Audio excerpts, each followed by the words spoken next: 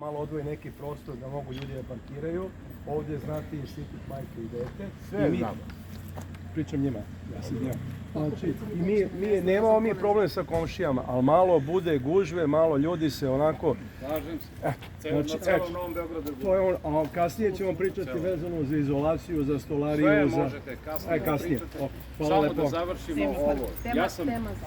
Ja sam godinu dana predsjednik opštine i moj princip rada kad sam došao, ja sam sa još ove dve moje noge obišao ceo Novi Beograd. I skrenuta mi je pažnja da je ovde park, da prostor koji je ovde do sada postojao je bio neuredan, neadekvatan i čini mi se da nije zadovoljavao potrebe stanara, kako starijih, tako i mladih. I mi smo se zaista dugo borili.